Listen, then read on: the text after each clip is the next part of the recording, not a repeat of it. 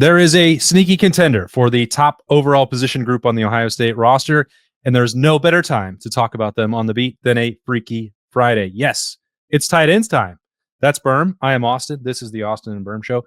And no, I don't actually think that the tight ends have a case to be better overall than the wide receivers. But boy, is it intriguing to look at the strength of this group top to bottom, the flexibility, the versatility, the pass catching, the blocking. I think that this group can do it all. And I think maybe I'm just influenced by the fact that this Berm could be the best group of tight ends that I've ever seen at Ohio State. I don't think that's a can be or it could be. I think that's a guaranteed to be top to bottom, the most talented group of tight ends Ohio State's ever had at one time.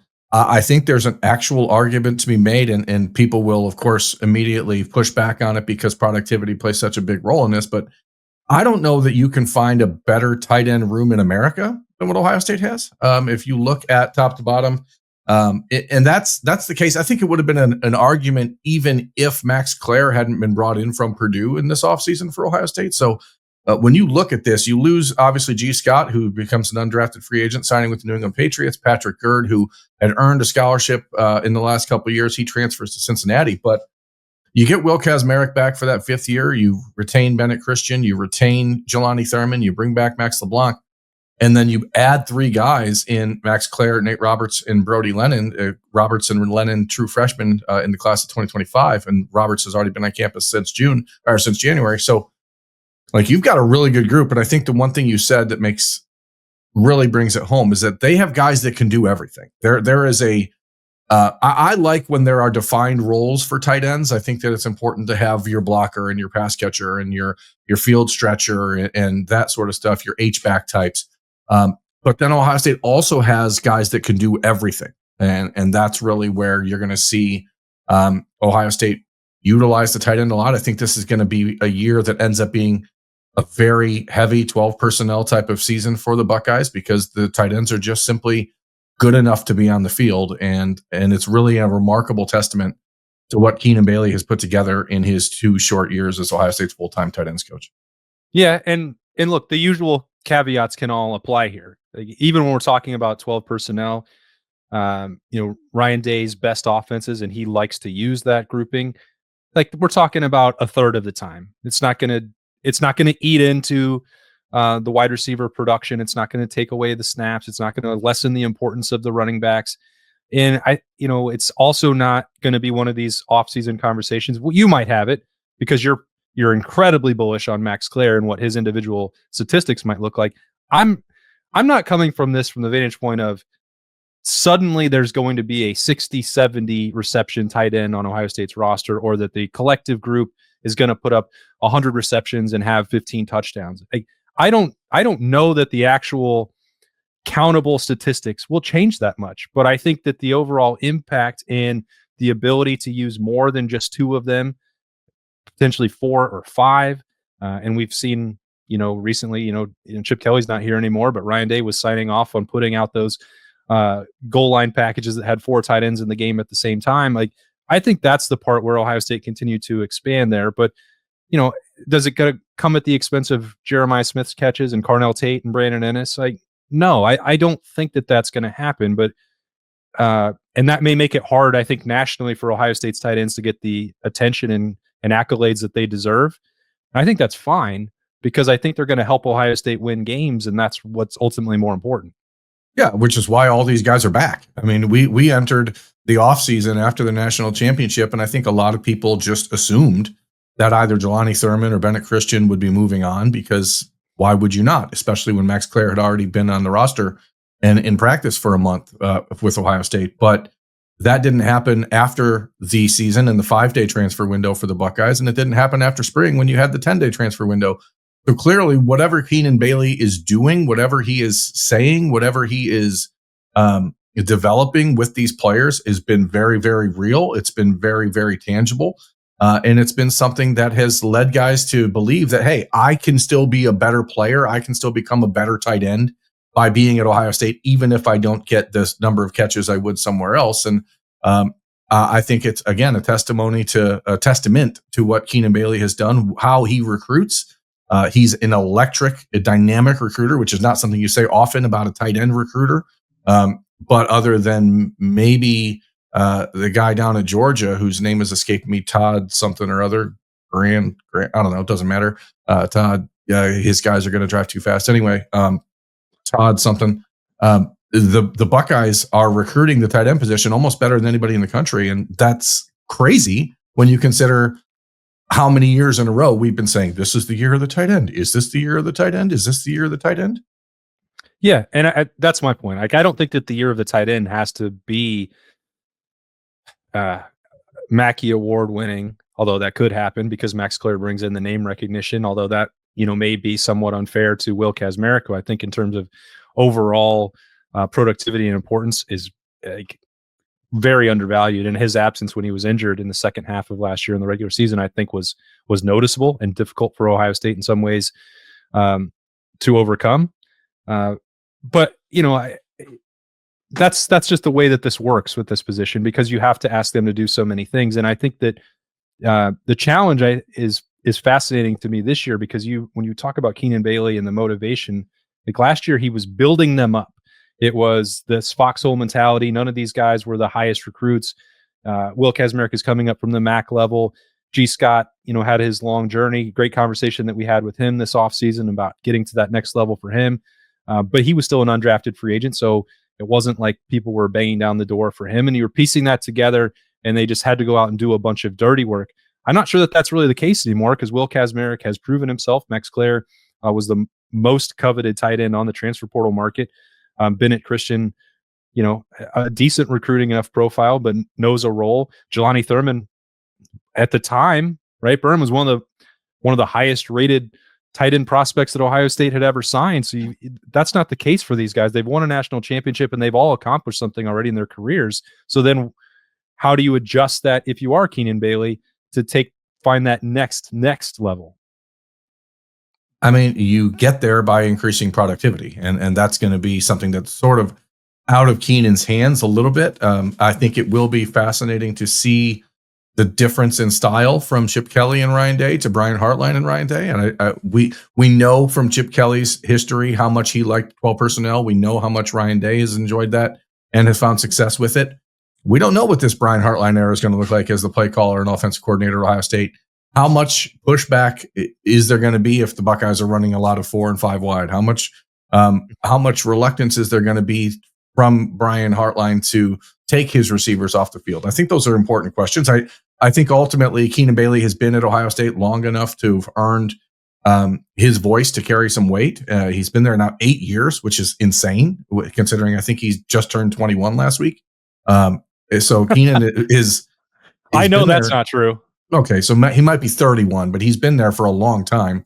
And as you can see on the screen here, if you're watching this on 10TV Plus or on the 10TV.com website, he's coached running backs, wide receivers, quarterbacks, offensive line, and tight ends for Ohio State in his 8 years, and has proven himself over and over again to not just be like a good up and coming coach, but like he's like Ryan Day's right hand guy and has been since he started at Ohio State in 2017. And Keenan as a fresh faced 23-year-old was showing him the ropes around Columbus. So like I think Keenan Bailey, because he coaches tight ends, might be overlooked a little bit in the big picture of things. But this is a guy who had offensive coordinator jobs offered to him by East Carolina. At least that's one we know. And multiple others in the last 2 years, and has said, hey, I want to continue growing at Ohio State and being the best well-rounded coach I can be. And if you are hearing that message from your position coach as a tight end, doesn't it make it easier for you to buy into the same sort of mentality and philosophy to say, hey, I guess I can go play at Georgia Tech and catch 15 balls next year. Maybe at Ohio State I'll only catch 8, but I'm gonna win a lot more games and become a better player. I think it's easier for these guys to buy in, and that's what Keenan's really done a remarkable job getting them to understand. I think there's a really important piece in there that you mentioned about, well, will Brian Hartline want to push for 4 or 5 wide receivers? And like, if you have Ohio State's wide receivers, I don't know. I understand why you might want to, but it's not just a relationship with Keenan Bailey and Ryan Day and the right-hand man and all the work behind the scenes that Keenan Bailey was doing for so long. He's doing a lot of that with Brian Hartline. not just as a recruiter, but also schematically in terms of helping put together, the passing game and the passing concepts and the passing scheme. So I don't actually expect there to be much of a change there, because as much as Keenan Bailey has worked with Ryan Day, he's also worked with Brian Hartline. And I had a conversation with a few different people in the offseason when we were looking about what the staff was going to look like, the post Chip Kelly era, the curveballs that were coming their way, and what Ohio State might be looking for. And the feedback that I got was, well, as long as Ryan Day, Keenan Bailey, and Brian Hartline are around, like not necessarily in that order, but as long as those three guys are there, they expect that to be totally fine. And that's a recruiting philosophy, that's a development philosophy, that's a schematic philosophy. I think that triumvirate plus Billy Fessler all really see that the same way. Yeah, it's unbelievable how young all these guys are, and how disciplined they've all become and how much they've all grown in their own specialty areas. And, you bring up the receivers. Keenan Bailey played a major role in recruiting nearly every one of the receivers on the Ohio State roster because he was working with Brian Hartline at the time when those guys were being recruited. So he's played a major role in there just as much as Brian Hartline's current assistant, Devin Jordan, has. What Keenan does is allow Ohio State to be multiple. As I said, he's coached every position.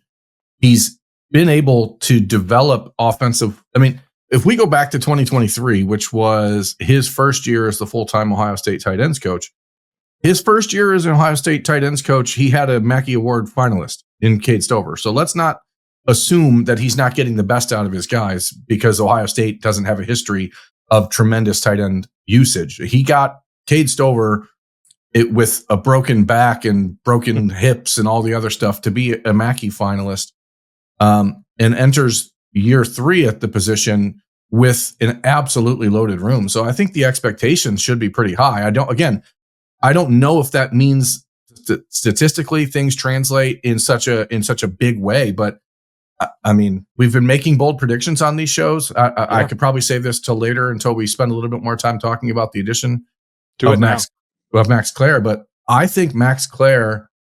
Here we go. This is a double bagger. Okay, a twofer.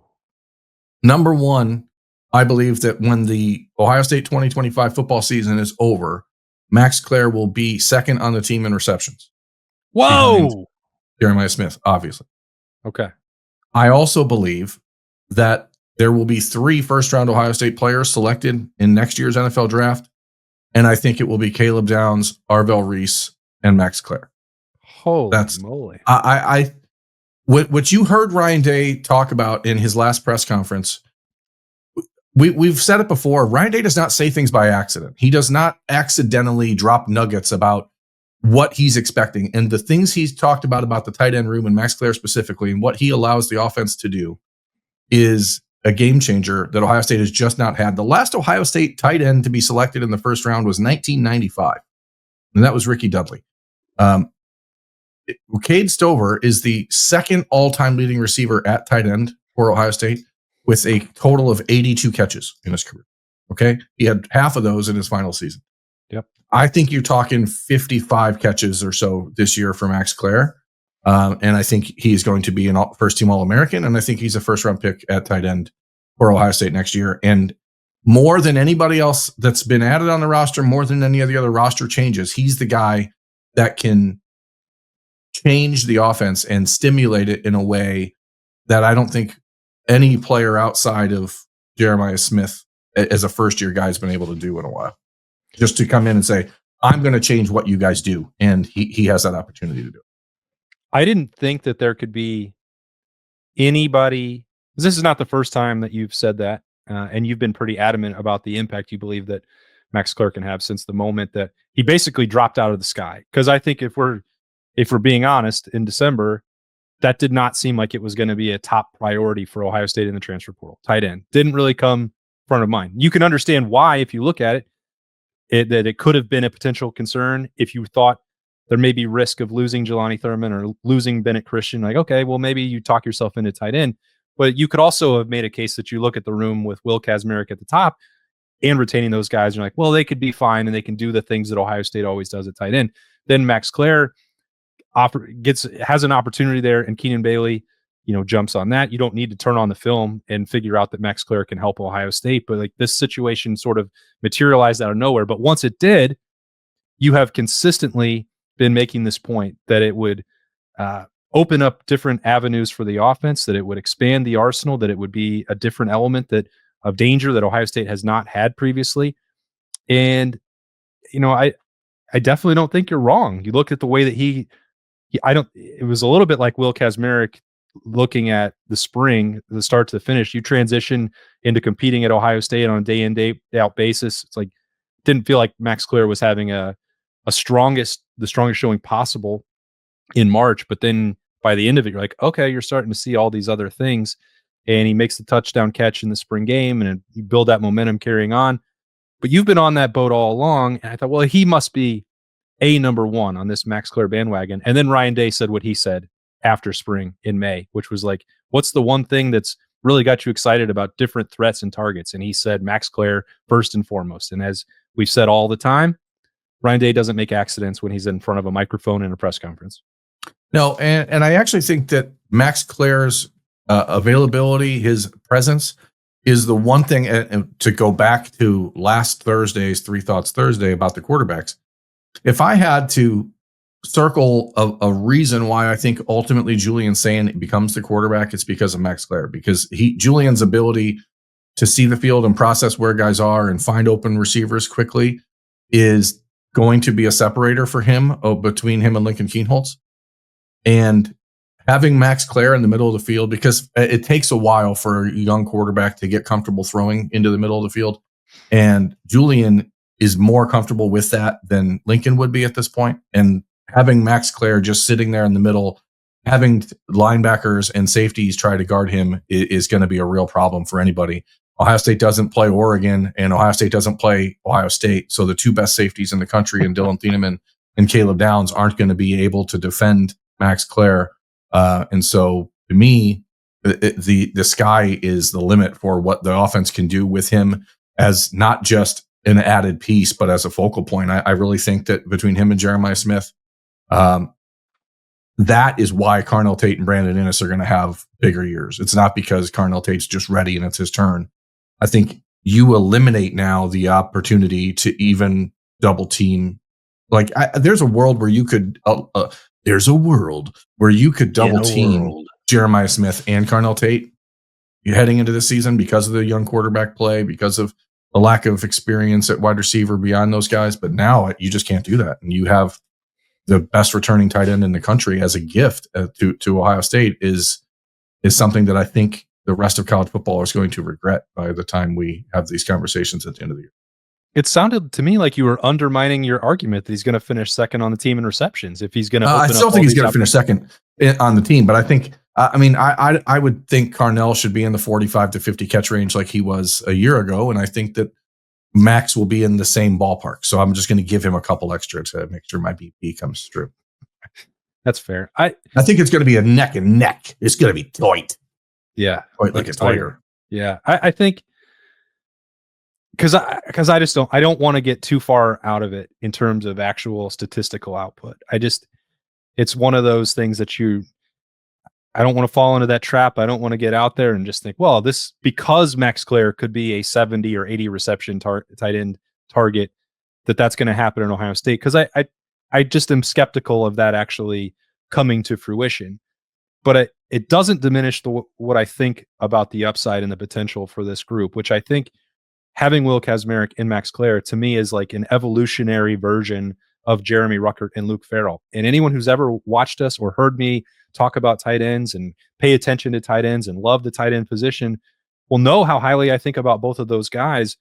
But I think maybe in terms of overall athleticism and upside, Will Kazmarek could get the nod over Luke Farrell, who's still earning a nice little living, doing everything a tight end needs to do. He just signed a new NFL contract, so he's doing all right. And Jeremy Ruckert, anyone who has followed Ohio State for any length of time will, you said it's been 30 years since one was a first round draft pick, but Jeremy Ruckert's one-handed catches are the spacer in between there to keep people fed. It's like, it's been a long time, but you just have to dial up those clips of Ruckert making sensational catches to show you that like that's another NFL caliber high upside guy still there making plays and getting his own contracts at the next level. So I just, both of those guys are really good. They're NFL tight ends.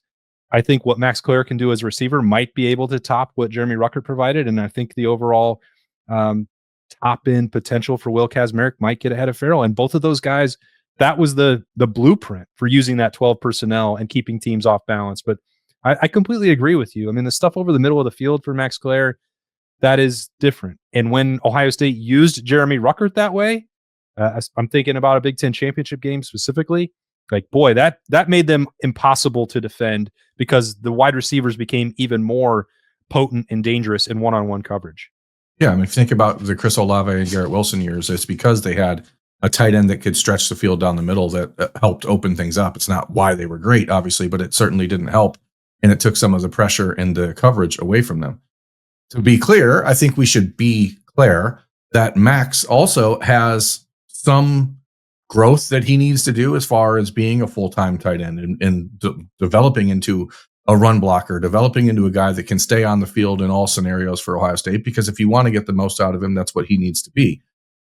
And if we're taking the devil's advocate approach or the whatever here, Will Kazmarek, obviously another injury this offseason, so he's been in a boot and missed the last part of spring after the shoulder surgery and broken collarbone or whatever he had going on after the Oregon game. It might have been I don't know if it was an arm or a clavicle or whatever, but so there are some question marks here for Ohio State, but the pieces are all there for this to be a really special room. And then if you get the best out of Jelani Thurman to evolve out of this and to be spurred by Kazmarek and Clare and what they are able to accomplish, then all of a sudden the room takes off to another even higher level. And then Nate Roberts, who Ohio State as a true freshman believes can push for that fourth tight end spot. The future of this room is only getting better. And I'm going to tell you, we're not going to talk a whole bunch about recruiting on the morning shows and on the beat, but there's a 2027 tight end in Ohio. His name is D'Angelo White up in Cleveland, who is like, I mean, the real deal. Okay. Like the real deal. So he's 6'5.5", 250 pounds and runs like a small forward. And like these moments, these opportunities for Keenan Bailey to show what the tight end room is going to become and where it's evolving to are how players like D'Angelo White don't end up going to Georgia, because Georgia is right now the standard nationally for tight end play. Keenan Bailey's trying to get the Buckeyes there, and this group has the opportunity and the ability to move them into that discussion. And then the next wave, which especially the class of 2027, where you have a kid named Brock Williams from Illinois, who's the number 1 ranked tight end in a lot of people's minds, and then D'Angelo White, who's the number 2 ranked. And Ohio State right now is the clear-cut leader for both of them. Wow. So like this is a position that's on an upward trajectory, and because eventually the wide receiver play has to fall off a little bit, right? Like these guys can't keep elevating. They can't keep getting better. So now you have to. Well, if there's not another Jeremiah Smith, then there may have to be some level of regression. Yeah, there's not another Jeremiah Smith. So until one of those players is dropped off here by a spaceship again, you need to find ways to supplement the wide receiver play with elevated play from the other positions. And Keenan Bailey, in a very short amount of time, has taken the Ohio State tight end room from an absolute question mark to a luxury without question. Yeah, it's going to be fun to watch, especially for those of us who love and appreciate tight end play. Congratulations to everyone who made it to the end of another position review, Spring Rewind on the beat, and another week of the offseason. It's over. We're past the midway point of May, and football is going to be back before you know it. Thanks for spending a little bit of time with us on 10TV, 10TV Plus, and The Fan here on the beat. Hope you have a great weekend. For Berm, I am Austin. We'll talk to you Monday.